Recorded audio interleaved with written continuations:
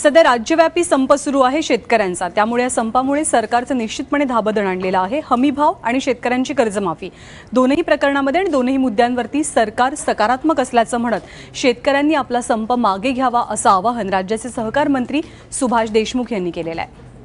महाराष्ट्रातल्या शेतकऱ्यांनी संप पुकारलाय आणि आज महाराष्ट्र बंदची हाक दिली आहे। एकंदरीत या सगळ्या प्रश्नाकडे सरकार कोणत्या दृष्टिकोनातून बघतंय आणि सरकारची भूमिका काय आहे हे आपण जाणून घेऊयात। माझ्याबरोबर आहेत राज्याचे सहकार मंत्री सुभाष देशमुख।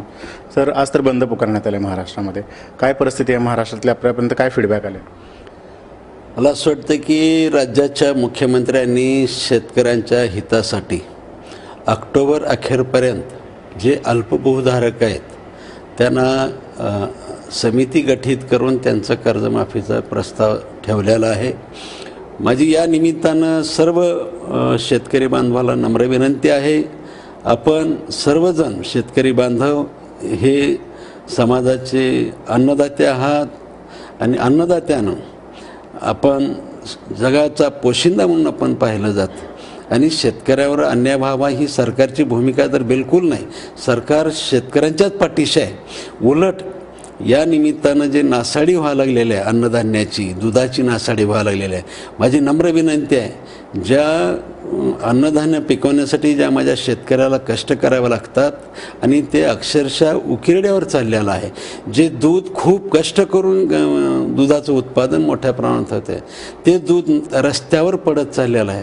माझ्या हात जोड विनंती आहे, हे दूध जर खरोखरच ज्या गरीब माणसांना जर खायला दिलं प्यायला दिलं, हे अन्नधान्य भाजीपाला जर शेतकऱ्यांनी ठीक आहे त्यांच्या भावना आहेत, संप केला असेल मी मान्य करतो, त्यांच्या याच्यासाठी त्यांना न्याय सरकार द्यायचं लागलेलं आणि त्यांच्या पाठीशी आहे, पण अन्नधान्य रस्त्यावर टाकणं, दूध रस्त्यावर टाकणं, त्याची नासाडी करणं, जे कष्ट करून हे केलेलं आहे, मला असं वाटतं हे विद्यार्थ्यांच्या प्यायला द्यावं, वसतिगृहामध्ये देऊन प्यावं, जे गरीब माणसं आहेत त्यांना दूध प्यायला द्यावं।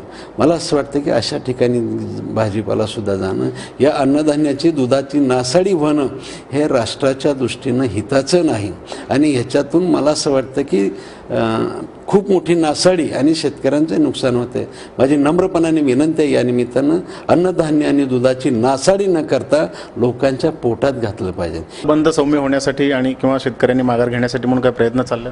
मला असं वाटतं की आम्ही आपल्या माध्यमातून महाराष्ट्रातल्या सर्व शेतकऱ्याला नम्रपणाने आव्हान करतोय, भविष्यकाळामध्ये आपल्याला उज्ज्वल भवितव्य आहे आणि हे सरकार 2.5 वर्ष झालेलं आहे, केंद्रातलं 3 वर्ष झालेलं आहे। ज्या दिशेनं वाटचाल चालू आहे ते केवळ गरीब आणि शेतकरी सामान्य माणूस यांच्या हितासाठी चाललेले आहे आणि म्हणून जसं अनेक वर्ष तुम्ही पाहिलेले आहेत आणि मागची वर्ष मागचा कार्यकाळ आणि 2.5-3 वर्षाचा काळ नक्कीच एक चांगलं चित्र आपल्या सर्वांच्या डोळ्यासमोर आहे।